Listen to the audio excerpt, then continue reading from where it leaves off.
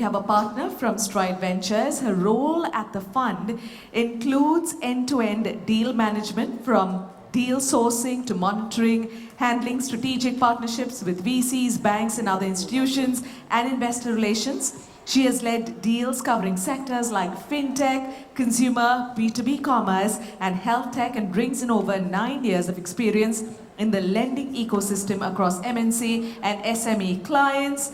Please put your hands together for partner Stride Ventures, Apurva Sharma. Welcome. As our moderator walks on, let's welcome our first speaker, who is from Bloom Ventures, one of India's preeminent early-stage venture funds. At over $600 million in AUM, Bloom focuses on seed to pre-series A investments in technology-led innovation and supports its best portfolio companies into growth rounds. Over a decade, Bloom has made 150 plus investments across 3 funds and is currently investing out of its latest $250 million fund 4 in 2022. At Bloom, he has led or serves on the boards of some of the leading investments at the firm, An Academy, Grey Orange, Dunzo, Healthify Me, amongst others. Please welcome co-founder and managing partner, Bloom Ventures. He walks onto stage, Karthik Reddy. Our next speaker joined Trifecta in 2020 to lead the launch of the firm's growth equity investing business. In the past 2 years, the firm has set up $250 million growth equity fund and made investments in 10 category leading tech companies. She has 17 years of investing and investment banking experience. She was previously managing director, Goldman Sachs, principal investing, deploying funds from GS's balance sheet and $8 billion global private equity fund in India. Please welcome general partner Trifecta Capital, Lavanya Ashok joins us. Our next panelist has over 2 decades of experience in venture capital and private equity across India and North America. He has personally led $850 million of investment in India and across the US-India corridor. He is currently the managing partner of Waterbridge Ventures, a leading early-stage VC firm with $250 million AUM. His investments at Waterbridge include leading startups like Atlin, Business, City Mall, amongst others. I'm delighted to welcome founder and managing partner, Waterbridge Ventures. Please welcome Manish Khetrapal. And joining us, she supports investments, top line and capital growth for the portfolio at the firm and works closely with global institutional and strategic investors to drive growth of 314 portfolio companies. Her team partners deeply into portfolio companies in planning and achieving financial and strategic objectives, including capital raises, revenue acceleration, M&A and exits. Before joining 314 Capital, she founded and led the CoWorks Foundry, a business accelerator for early-stage companies, investing in over 25 companies and establishing global partnerships with Yale and Columbia University. Joining us right now, please welcome partner 314 Capital, Nritya Madappa joins us on stage. It is time when many of our friends and well-wishers are falling sick, so our panelist, Bala C. Deshpande, founder and partner at Mega Delta Capital, sends her regrets and best wishes to everyone. We wish her a speedy recovery, but I'm handing on over to our moderator. Hi, everyone. Yeah, it's good. So I would have kind of, let everybody do a round of intro, but I think she's introduced everybody really well, so I think we can skip that and we can move directly to the topic of the session. So of course, this is a very, very interesting session, and not only for entrepreneurs when they kind of pitch to a VC or private equity investor, but also for all fund people here, fund managers who kind of pitch their fund to the LPs for fundraising. So I'll start this discussion by dividing it into 2 parts. One, of course, I think a very important part of any pitching session is what do you put in a slide deck? how long should it be, what should be the flow of the discussion, so that it just sets enough context and excites the VC, but is not very onerous to read and very cluttered, etc. I think in many cases a slide deck is also a precursor to a subsequent discussion. So I think we'll start with that and then move to the actual pitching session, in person or virtual.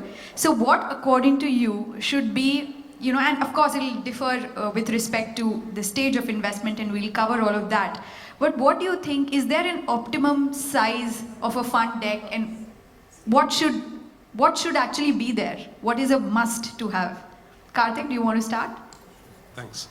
No, I think it's a tough question, primarily because you have to assume that you're not going to be able to pitch it. So if the person is reading it in isolation, it still has to make sense. So while it's nice to have a flashy deck with just punchy lines, sometimes it doesn't convey enough. So I think we had a great example of the flaws in a deck. I don't think it's a perfect size, but usually more than 10, 12, 15 slides becomes very dense. Anything which is going deep into trying to explain product is usually a waste of time. Because product changes within first 12 months. I'm talking about my stage of investing. So we do only... As she said multiple times. Yeah, so we do only pre-Series A. So it's very early in the life of the company for you to be fixated on trying to show every screen, everything about your product. You're not selling that. You're selling vision on whether you're solving for a market need or a certain new behavior or a new technology. So if you're able to convey that crisply, better. Market, usually the VC should be smart enough to know that they want to play into this market or not. It's unlikely they're looking at a slide deck and getting convinced. But also, these are to get a sense of whether the founder knows what they're talking about. It's not about validating whether I need to get educated on market size by you. But it's to see preparedness or sort of gravitas of the founder's story, pitch, etc. And therefore, and of course the team. So if you lead with the team, talk a lot about the market, focus a little on more differentiators and moats rather than anything else. So this should get packed in 12 to 15 slides, delivers 90% of the job. After that, it's all marginal utility gets to 0 versus negative. Yeah. So if you can push, if you really feel compelled, push that into an appendix, right?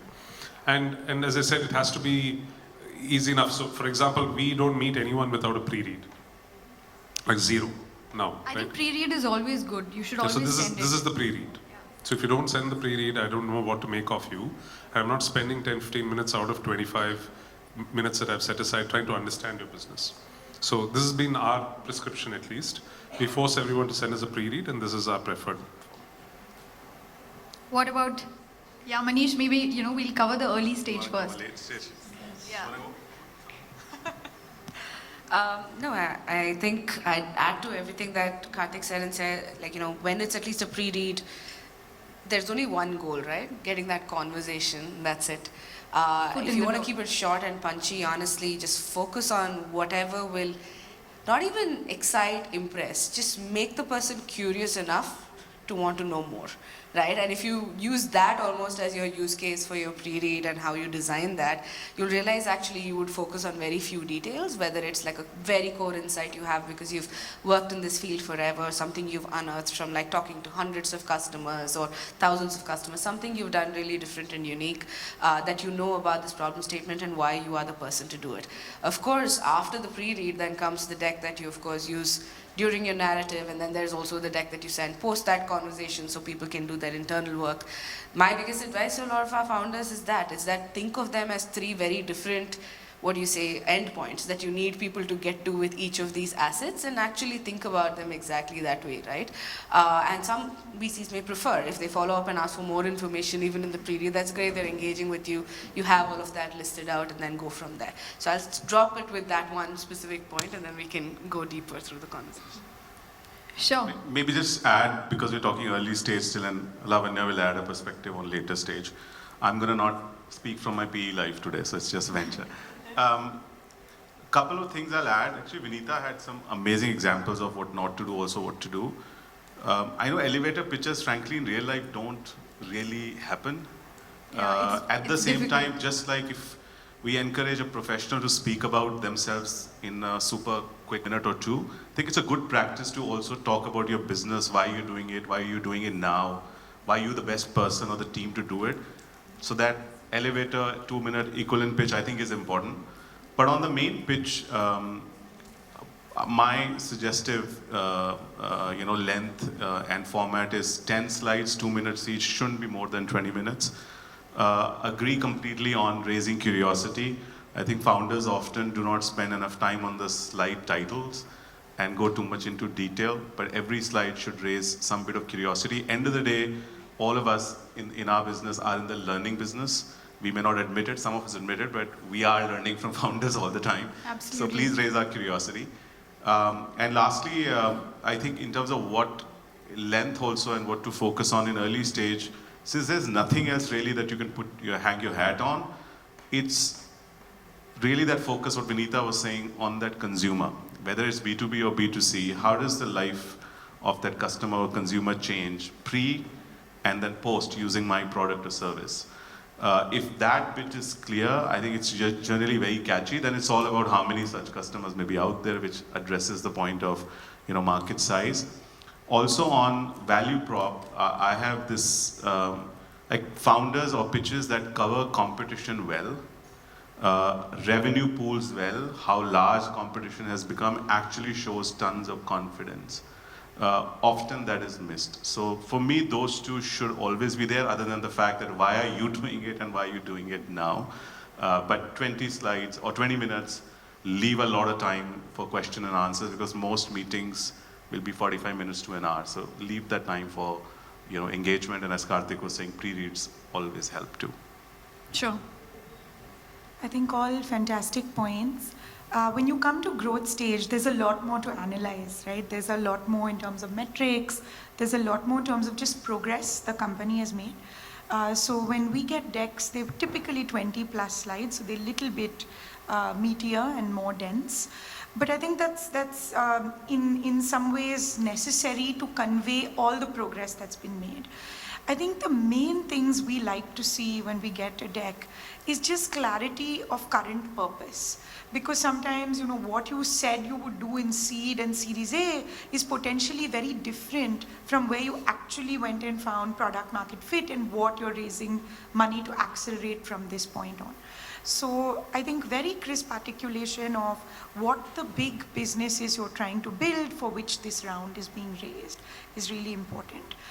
We really look to how much honesty there is in communicating these metrics. So for instance, one of the points made by Vinita earlier is a lot of people show gross revenue as a vanity metric, and that's fine, because that is a metric. It's also easy to normalize across a bunch of businesses.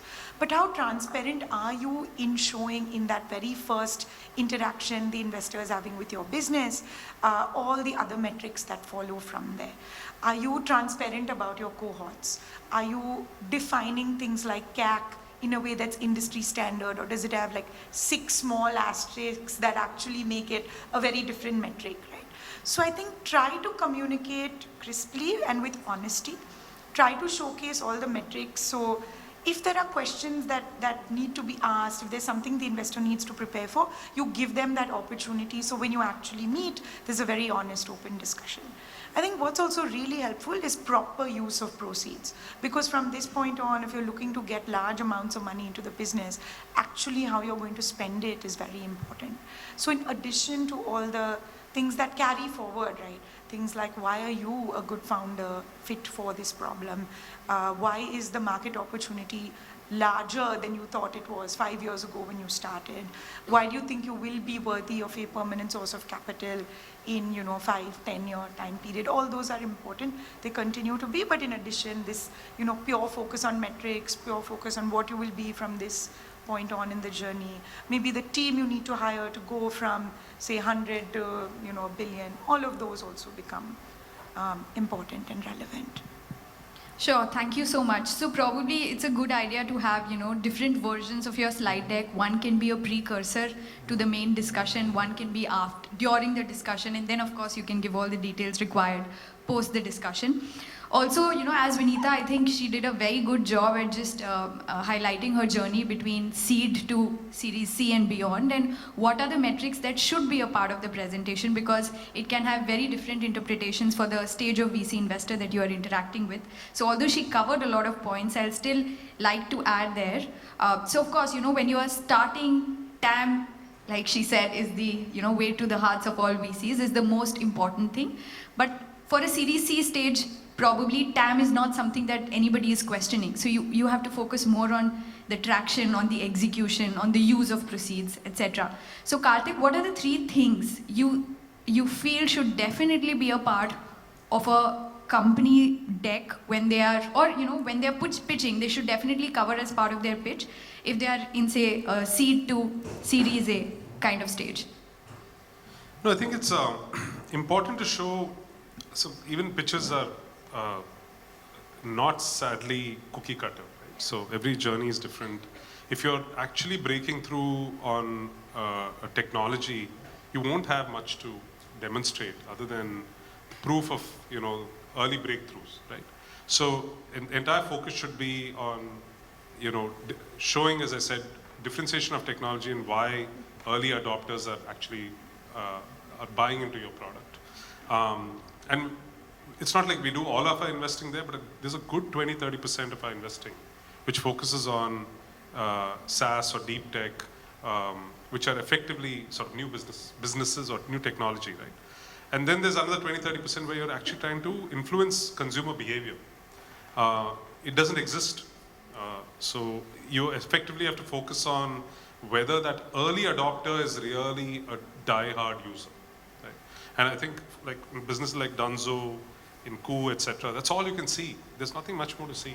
With $2-3 million, you can't demonstrate much, right? And so you're trying to see who the hell in the world is a die-hard user of this product. And it's the reality of most products when you're changing consumer behavior is only 5-10% will look like they're adopting for a good 2-3 years. And then it breaks up, right? And so you want to focus on seeing data around these elements. And the last one is the more like an equivalent of a sugar. So the product is well understood. You know that you need cosmetics, you need, maybe they didn't believe back then that they could win, but there you're effectively selling the market opportunity, the fact that you're underserved, and that's where global comps and things like this have worked very well. So the Uber of this and the XYZ analogies. The analogies work because you're able to show that it's inevitable that human consumer behavior is approximately the same anywhere in the world, at least within certain TGs, same income groups, women, teenagers, etc. And because we're a flat world, that is actually possible. So in approximately, I think our division is in these kind of buckets. And depending on the pitch, you need to focus on the different elements. You can't have one approach for everything, especially when there's not too much revenue to show. Sure, probably Lavanya, if you can add something on the growth stage, and then we can move to other questions also. Yeah, so I think it's really important to also talk about what stage of market evolution you're in and what need you're serving for that market. So we spend a lot of time trying to understand competitive landscape, who are the cast of characters, and Karthik said Uber of this. We, in many cases, come across situations where you're building in Bharat in very different circumstances. So if it's different, why is it different? So that when we come to the valuation exercise of how do we benchmark you, what archetype will you be when you grow up as a business, we can apply appropriate weightage to whatever it is we're seeing in other parts of the world. So we spend a fair bit of time on where that company is situated in that market and how that's evolving, because it is, of course, a big focus on execution, like you said, but it's also are the tailwinds with you, right? And were the tailwinds with you for the last 5 years maybe because there was some low-hanging fruit and the market was somewhat underserved but is saturating now? Those are the kinds of determinations we need to make. And so we spend a fair bit of time on company positioning, what other people are doing, how that evolves. We also spend a lot of time on the actual metrics and how they've trended, because that history is available, and it's always fun to slice and dice that, though it might be annoying to the entrepreneur in like 5-6 different ways, because that's something tangible we can do. We also spend a lot of time understanding, does this founder have true customer empathy? So if there are 6 different archetypes of customers, what is the specific need you solved for these people? Because that is what can scale, right? You're trying to take in 50, 100 million, that's a lot of money. So who is it that adopted you early? Who's been loyal to you? Who's repeating? Why? So those kind of discussions, they're prompted by metrics, but they get into a fairly rich discussion on the customers themselves and how it is, that loyalty will play out. So those are what I guess I would add to. Sure. If I could add that, so I Yeah. actually, besides looking across the early stage investing side, also the team that actually works with our companies to help them close future rounds and really prep them across the board also works with me. So there, what we've seen going into growth rounds, and to what Karthik said about finding global comparables, in the past, at least 5 to 6 years in particular, the Indian consumption behavior is so dramatically diverged right now from our Western counterparts in companies which are like Koo. We have a company called Kuku FM, Pocket FM. There are all of these, and of course, Bloom put out this incredible report on India, right? The Indus Valley report. What founders have an extra weight on them to prove is also just that this market is genuinely different, and sometimes comparables for that kind of consumer behavior and what that could lead to may not really look like the Western counterparts. Maybe we look towards China a little bit or wherever else, but there is an enormous amount of education that onus does rest on you as you start scaling up and start raising those growth rounds, and you've got players who are maybe not from this country who are looking at your business, etc. So really, the kinds of deeper projects we've had to take on in some of these businesses was helping our companies really figure out how to articulate how and why they're different. Like, what are pieces of data you could say that show that something is changing on the ground? Like, for instance, with Kuku, one of the big anchor metrics we took them to market with, and this was very casually thrown out by the founder, never knew that it was special, right? He didn't know. He was just like, 20%, we added 100,000 customers this month, paid subscribers. 20% of them, this is the first transaction on the internet. We're like, what? Like, you are telling That me shows that penetration. You are reaching out to No, this people is who are market probably- creation happening in front of you, right? Yeah. So that's the kind of stuff you have to find. Like, what is truly special that's happening that you're finding wherever it is in your business, right? Whether it's from your customer data, whether it's from your review data, whether it's from what you do. Sometimes laying it out there in front of us and getting our external perspective about, hey, that's actually special. It's just not like how business actually operates, is what helps them realize, okay, that's our anchor metric going into the race that explains India well, which is, hey, I'm adding 20% and these people are not buying a physical good or anything online, they're buying an annual audio content subscription, right? And that's their first transaction on the internet. So that's the kind of stuff that, becomes very important, especially when you're in category creating companies, and that founders need to think very deeply on how to actually prove out market. I don't know, Lavanya, anything? Yeah, I was just going to add one thing. That's a very interesting point. So sometimes when we find no comparable, right, and we speak to public market investors who will be potentially the next owners of the businesses we've invested in, a lot of analogies they use are to currently listed companies that have a certain growth and margin profile, that have had a certain growth trajectory, and look at historically how those have traded, how they've grown, at what stages of growth, how retail investors rewarded and evaluated them. So keeping a lens on how these companies look when they grow up is often important, even on the way in at growth stage, because it also informs, how the founder may think about what growth path they want to be on and what journey they want to take from this point on. You want to hyper grow by raising a larger round because you're still in market creation mode? Do you want to moderate that growth and make it a more profitable, longer term marathon journey? All those are very important considerations at this stage. So we look at those analogs also. Sure. One quick point in addition, especially keeping early stage in mind. I almost get irritated also if the founders don't have a good answer for this, but often founders are not prepared to answer why us. Yeah.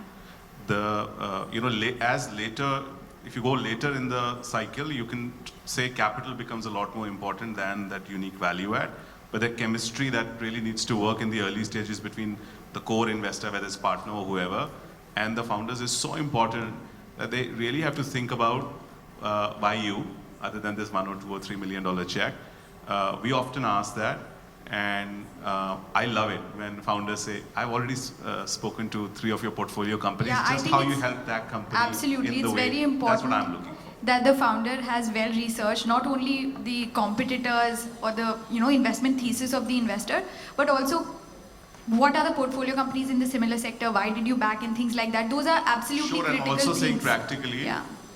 Karthik and I, Lavanya and Nitya, we all know our asset class is commodity. Capital is available. We honestly want to feel special when founders tell us, Somebody I told need me to that work with you. For this reason." you have to think about it like, are you comfortable with having dinner with this person every quarter for the next many years? Then take that decision. Anyway, so I think the next panel has a hard stop. I'll just have 2 questions. I think this was an interesting session, and I'll still want to ask it. So one question I have that, sometimes investors, whether it's LPs or VC investors, private equity investors, can become very defensive about a certain, say, industry or certain asset class or a certain product or whatever. What is the best way to not take offense and answer that question properly? Sometimes somebody can just say that, we've heard that a million times, this doesn't work. So how should you graciously accept that feedback and not seem very offended? This is like tips to founders, like how to. Yeah. Just a couple of points I'll say. One is similar to what I was saying a couple of minutes ago, that it's good to cite some examples from the portfolio that, hey, you're saying this, and not in an offensive way, but by the way, you were so supportive of, such and such company in your portfolio at that stage when they were facing very similar, let's say, business risks. How did you handle that situation? It's good to deflect to portfolio, because end of the day we'll be very defensive about our own portfolio. So that's one way to do it. And I think the other is founders have to also understand that our business is a commodity business. So, and we are in the business of saying no. We kiss a lot of frogs before we find our prince or princess or whatever, right? So somebody looks at 2,000 deals or 4,000 deals and does 5, 6, 10. Like the most active early stage investor will do maybe 20 a year. So we are in that business. It's our business to say no. You should just understand the business model and therefore not be very defensive about it. It's the other way to look at it. Anything from you, Karthik? Nothing, just to switch it around, there's no point in taking offense. So I think I see it as fodder for the entrepreneur's ego to say, I'll show you, right? So you have to take it in that light. Show it in your action. Yeah, we've been rejected by more LPs than given money by them, right? So it's the same phenomena. We're one step removed from the founder because we're a derivative of their business, but it's the same emotion in that sense.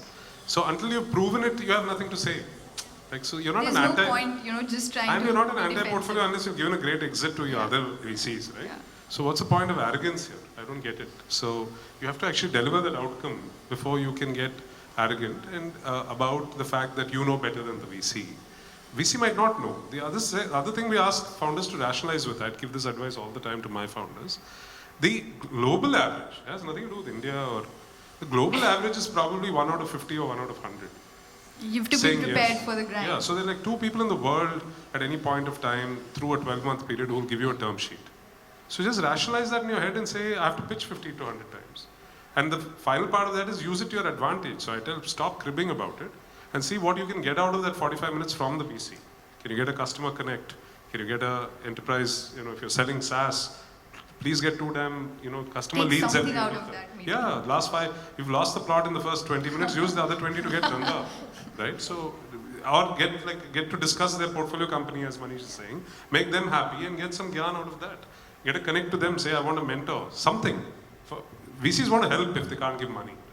So the old paradigm is Build a always connection at gold, least, right? yeah. You ask for advice, you get money. You ask for money, you get advice. So it hasn't changed in 12 years of me trying to do this. So stick to that, and you'll be happy and zen about it. It's stupid to get worked up about rejection in this world. Another question, sometimes, founders may be great at their execution, even, the clarity of product market fit, monetization, go to market, everything, but they're just not very compelling storytellers. So, and sometimes a pitch, you don't even look at the slide because you're convinced by the founder there is some energy which, you know, is so infectious that you say that, you know, ye kuch na kuch kar lega. So and there are a lot of founders who may be very good at execution and clarity of thought, but they don't have that storytelling flamboyance. So how can somebody inculcate that if that's not inherently in the nature of a founder? Just practice. We put our founders who are fantastic product folks or not able to sometimes even help them think through the narrative themselves. There's a lot of pre-work that needs to go in and a ton of practice. Like if I have worked with them, like Anurag or Prana will sit with them and rip their pitch apart however nicely they've built it up, right? So face all of your fears internally with safe people, and by the time you get out there, you will have a decent narrative. And it is not an art, it is genuinely a science. Like that's what I truly believe, that this can be learned, and you'd find advisors, whether it is other founders or your investors, etc., to lean on and own. First of all, the biggest problem we have to get past is some people are just not self-aware, some founders. So that is something that we do support them on, like be like, hey, what you're saying could be said in all of these different ways that would land better. Then they test it in the market, it works, then they come back for more advice. So I think it's just practice, genuinely just practice. And I'm sure Lavanya will be like, what is this? Like, no founder has ever wowed me this much, because it does not work anywhere else besides maybe the earliest stages where we play. No, I think she makes some really good points, and I also think there's no one way to tell a good story. I think your story is your own individual journey. I think what can help is coaching on messaging, like she said, but also just your own mindset, right? I sometimes joke with founders, saying the most fun part of my job is meeting them, but it's almost like the least fun part of their job is meeting me, because they're like, oh my God, I have to raise money, right? I think work with your own mindset. At least now that I have become a GP and have to go with a begging bowl to our own LPs, I treat it in my mind like a game. I'm like, this is something I want to get good at. This is something I want to improve. So whenever someone gives me a no, in my mind it's like, it's a not yet. I'm going to go back to this person in 6 months and showcase the other 3 things I've done. And at some point they will want to give me their money, right? But that's, and I'm in general a competitive person, so this gives my competitive mind a way to keep going, a way to, and pitching is never exciting if you have to say the same thing like 50 times, but you have to bring that same energy to the 50th pitch, because you never know, that might be the one that's going to convert, right? So I think half the game is managing your own mentality. And if you as a founder or you as a fund manager can get good at that and can treat this as, look, capital is a raw material for all our businesses. As a fund manager, it's one of the 2 raw materials I have. As a founder, it's one of many you have. But it's a necessary one nonetheless, right? So to make sure you keep like a very good upbeat attitude about this entire process, trust me, the counterparty will receive that pitch with way more enthusiasm than if this becomes, oh my God, like this is this necessary evil in my job as founder CEO. Just an anecdote since you brought that up. So Kunal and my team joined us about 2.5 years ago. So we were chatting with someone 2 days ago, and some construct, and he says something about pitching, and I said, I hate pitching. So Kunal said, you love pitching. I said, not bad, I fooled this guy for 2.5 years. he's inside the firm, he doesn't know that I hate pitching. Yeah, but you got to make it look like you love pitching. But anyway, even I hate pitching. Yeah, thanks.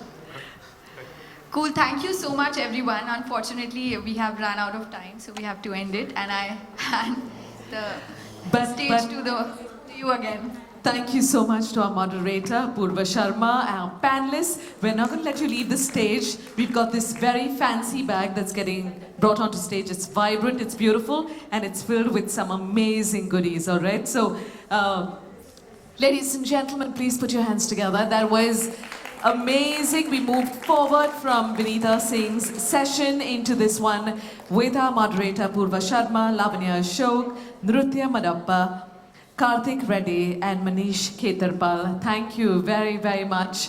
Let's have this group photograph up front, and we've got to give the official round of applause, don't we?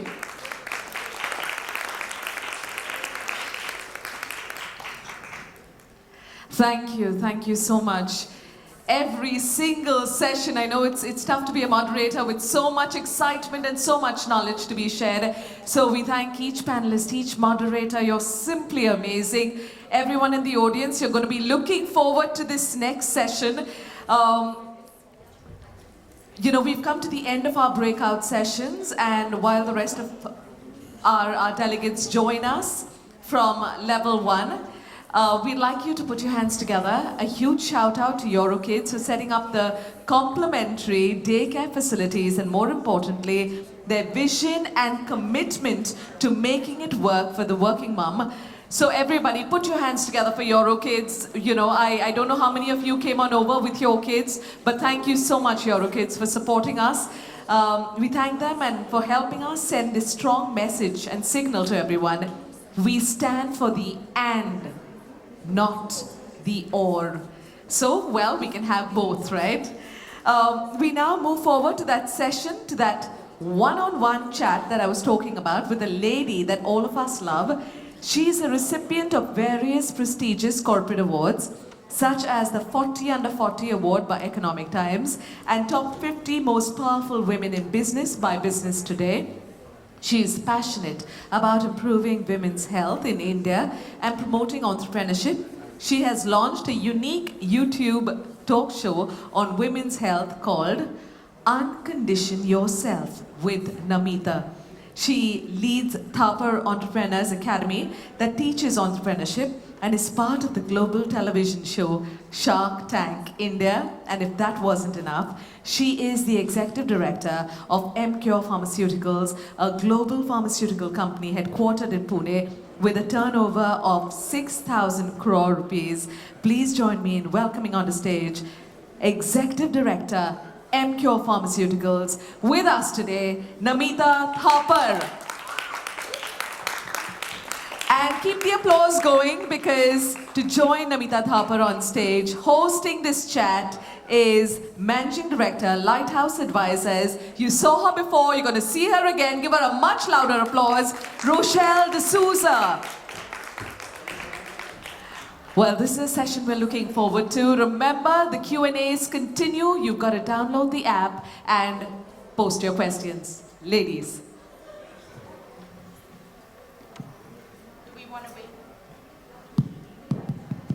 Do we want to wait for some of the audience outside who wants to come in? Because this is the only chance that you can come in.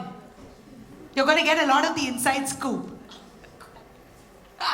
Namita, you're on the hot seat. I know, I can tell. All right, Namita, I can't thank you enough for taking the time out and sitting in the car for 5 hours and then coming to see us here today. So can't thank you enough for it. This is a special sort of time for me because you're a dear friend and a mentor. So here we go. Thank you, Rochelle. Pleasure's entirely mine, and this girl's a gem. So, like I told the others, she can get away with anything where I'm concerned. All right, so let's get to the more exciting stuff. And Rochelle, just one thing, let's keep the Q&A for just 15 minutes. I want more of the audience questions. Yeah. Because I think a lot of times the Q&A is very structured, and the audience questions is where the unfiltered, honest, authentic stuff comes out. So that's the part that you can't rehearse for and is more fun. So let's keep more time for that. Perfect. Namita, amazing career that you have, right? As you look back on all those years that you have spent, what is it that you would tell your younger self? Don't give a shit about the world. You know, when you're younger, you just are so concerned about others' opinions, judgment, external metrics, external validation. I was exactly the same. And now that I'm all of 46 with a lot of gray hair, it's like such a colossal waste of time, energy, intellect that could have been channeled more productively for more important things. And I learned it pretty late in life. So I would really urge everyone here, because the average age is much younger, to start a lot earlier, because it's directly correlated to your success and your productivity. And I was just telling Rochelle and a few others earlier that the amount I got trolled in Shark Tank.